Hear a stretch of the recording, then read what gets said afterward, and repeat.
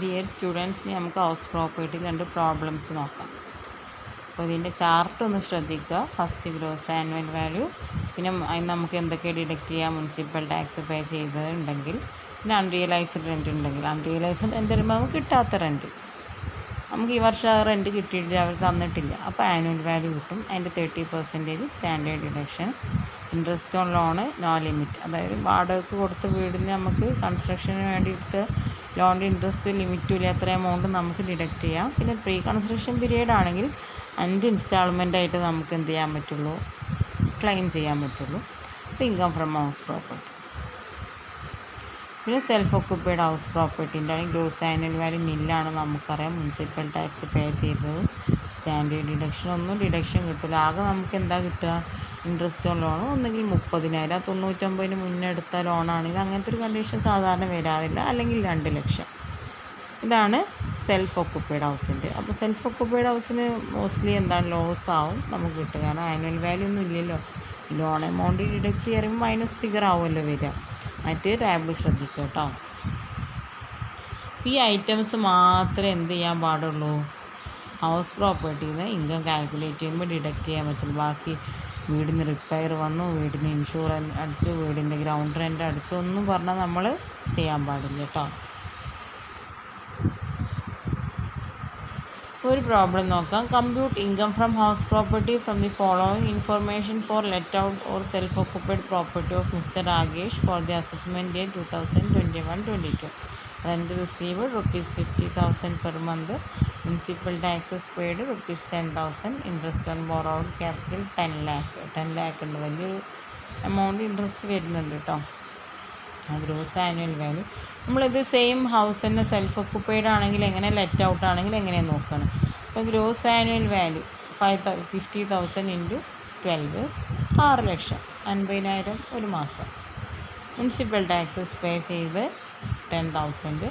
ഇപ്പോൾ net annual value കിട്ടും, അതിൻ്റെ 30% സ്റ്റാൻഡേർഡ് ഡിഡക്ഷൻ. അപ്പോൾ 1,77,000 ഡിഡക്റ്റ് ചെയ്താൽ 4,13,000. Then interest on borrowed capital 10 lakh.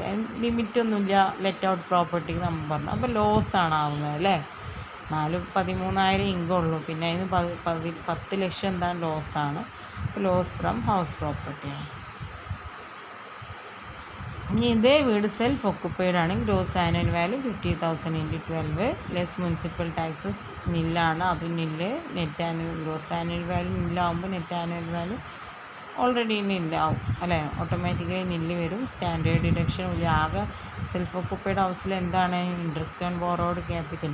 ഇത് 10 ലക്ഷം എടുത്തു, പക്ഷേ സെൽഫ് ഓക്കുപ്പൈഡ് നമ്മൾ ലിമിറ്റ് പറഞ്ഞിട്ടുണ്ട്, 2 ലക്ഷം വരെ കുറക്കാൻ പാടുള്ളൂ എന്ന് പറഞ്ഞിട്ടുണ്ട്. മറ്റേതിൽ നോ ലിമിറ്റ് നമ്മൾ ആ ചാർട്ടിൽ സ്പെസിഫൈ ചെയ്തിട്ടുണ്ട് അല്ലേ. അപ്പോൾ 2 ലക്ഷം. ലോസ് ഫ്രം ഹൗസ് പ്രോപ്പർട്ടി 2 ലക്ഷം. മറ്റ് ലെറ്റ് ഔട്ട് ആണെങ്കിൽ 5,87,000. അപ്പോൾ ഇവിടെ ലോസാണ് വന്നത്. ഈ 2 കേസൊന്ന് മനസ്സിലാക്കി വെക്കണം. ലെറ്റ് ഔട്ട് ആണെങ്കിൽ എങ്ങനെ, സെൽഫ് ഓക്കുപ്പൈഡ്. സെൽഫ് ഓക്കുപ്പൈഡ് ആണെങ്കിൽ ഗ്രോസ് ആനുവൽ വാല്യൂ ഒന്നും ഉണ്ടാവില്ല.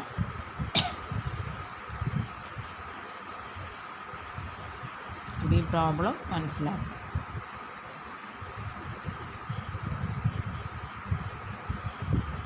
നെക്സ്റ്റ് പ്രോബ്ലം നോക്കുക. Mrs. Leelama is the owner of a house in a Kottayam. The details regarding her house are given below. Municipal value 8,400.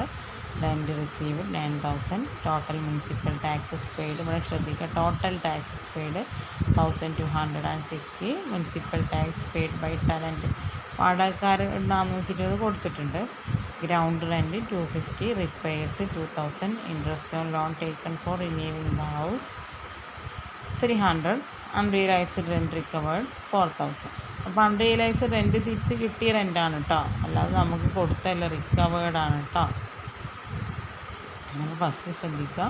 Rent receive 9,000 അല്ലേ.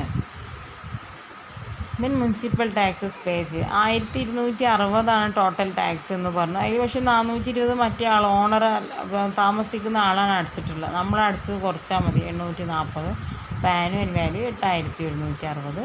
അതിൻ്റെ 30% standard deduction വരും 2,448. പിന്നെ അതിൻ്റെ ഇതിന് വേണ്ടി കൺസ്ട്രക്ഷന് വേണ്ടി എടുത്ത ലോണിൻ്റെ ഇൻട്രസ്റ്റ് 300. അപ്പോൾ മൊത്തം ഡിഡക്ഷൻ എത്ര കിട്ടി?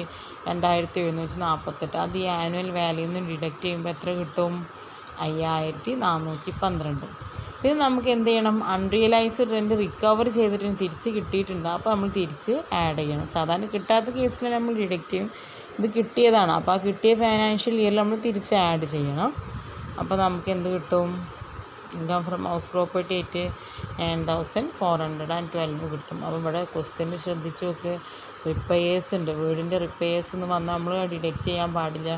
പിന്നെ ഗ്രൗണ്ട് റെൻ്റ് ഉണ്ട്, അതും ഡിഡക്റ്റ് ചെയ്യാൻ പാടില്ല. പിന്നെ വീടിന് ഇൻഷൂർ എടുത്തു, വീടിന് ഫെയർ ഇൻഷുറൻസ് എടുത്തു, ഫയറിൻ്റെ ആവശ്യത്തിന് ഇൻഷൂർ എടുത്തു, ഒന്നും പറഞ്ഞാൽ ഡിഡക്റ്റ് ചെയ്യാൻ പറ്റില്ല. വീടിന്ന് ആകെ ഡിഡക്റ്റ് ചെയ്യാൻ പറ്റും. അൺറിയലൈസ്ഡ് റെൻ്റ് ഉണ്ടെങ്കിൽ നമുക്കറിയാം ആനുവൽ വാല്യൂ കാൽക്കുലേറ്റ് ചെയ്യുന്ന അവിടെ തന്നെ ഡിഡക്റ്റ് ചെയ്യും. അതിന് ശേഷം നമ്മൾ ഈ സ്റ്റാൻഡേർഡ് ഡിഡക്ഷനും interest on loan, pre construction, post construction.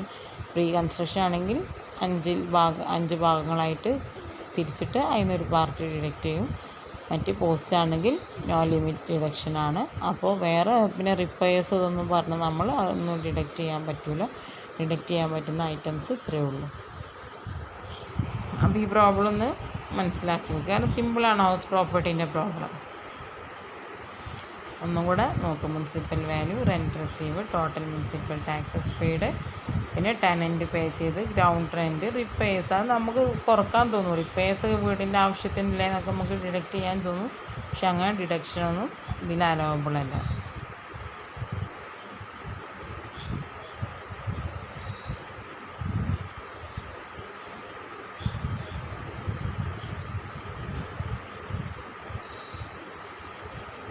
Next, Sri P. Krishnan constructed one house in 2018. Half of the portion is let out and remaining half is used for his residence.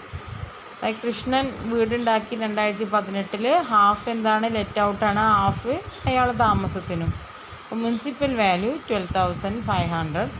അങ്ങനെ municipal വാല്യൂക്ക് തരുമ്പോൾ മൊത്തം വീടിനുള്ളതാണ് അത് consider ചെയ്യേണ്ടത് കേട്ടോ. Rent receive 10,000. അതാ വാടക കൊടുത്ത പാർട്ടിന് മാത്രം. നമ്മളെ വീട് നമ്മൾ താമസിക്കുന്ന വാടകയൊന്നും കണക്കൂട്ടാൻ പറ്റില്ലല്ലോ.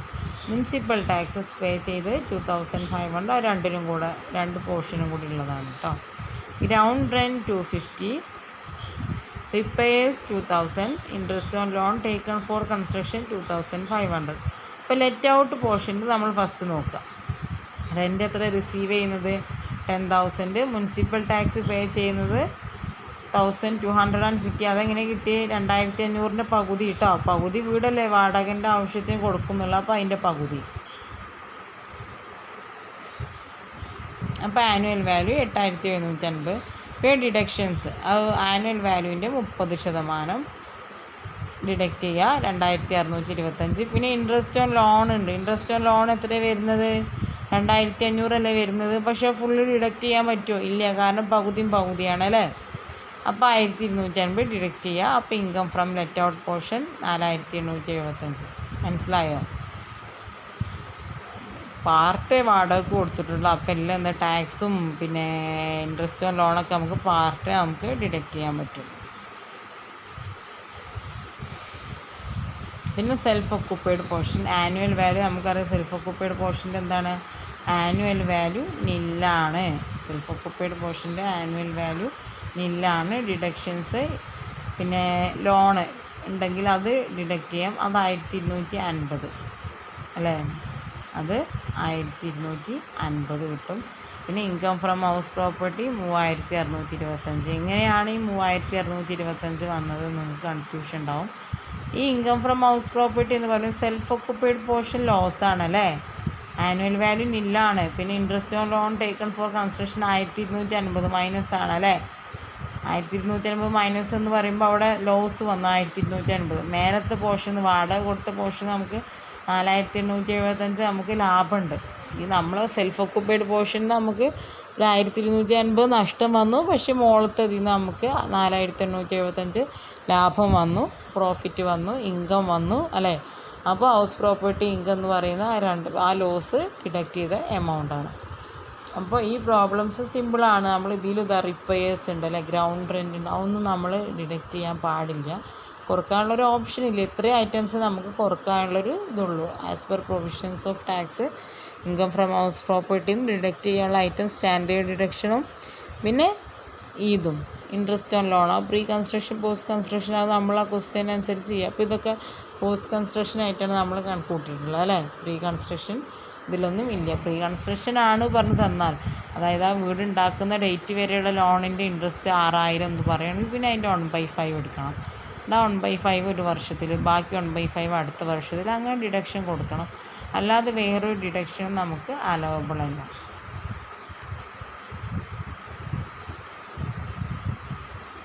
അപ്പോൾ ഈ പ്രോബ്ലം മനസ്സിലാക്കുക. അപ്പോൾ ഹൗസ് പ്രോപ്പർട്ടിൻ്റെ പ്രോബ്ലംസൊക്കെ സിമ്പിളാണ്.